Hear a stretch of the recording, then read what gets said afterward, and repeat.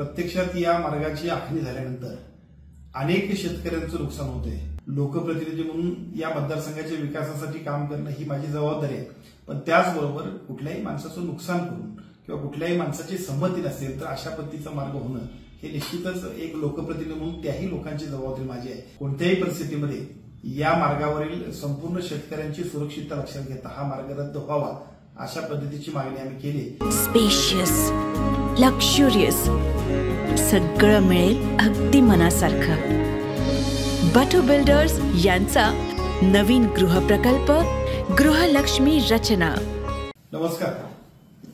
नागपूर ते गोवा शक्तीपीठ मार्ग या मार्गाची अलाइनमेंट बदला अशा पद्धतीची मागणीचं निवेदन खासदार संजय मंडलिक साहेबांच्या नेतृत्वाखाली परवा दिवशी मुख्यमंत्री महोदयांकडे आपण दिलं।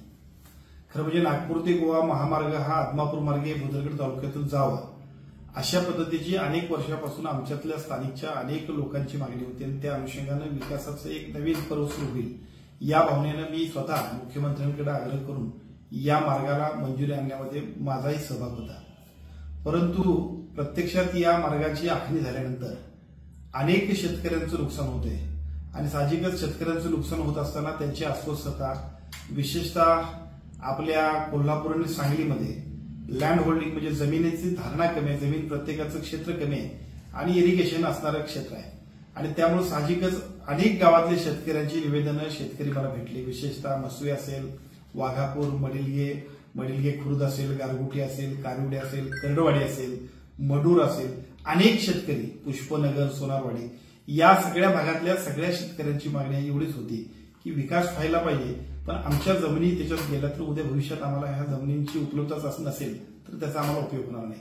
साहजिकच लोकप्रतिनिधी म्हणून या मतदारसंघाच्या विकासासाठी काम करणं ही माझी जबाबदारी आहे, पण त्याचबरोबर कुठल्याही माणसाचं नुकसान करून किंवा कुठल्याही माणसाची संमती नसेल तर अशा पद्धतीचा मार्ग होणं हे निश्चितच एक लोकप्रतिनिधी म्हणून त्याही लोकांची जबाबदारी माझी आहे आणि म्हणूनच परवाच माजी खासदार संजयदादा मंडलिक साहेबांच्या नेतृत्वाखाली माननीय मुख्यमंत्री, महाराष्ट्राचे मुख्यमंत्री माननीय एकनाथ शिंदे साहेबांना मी निवेदन दिलंय।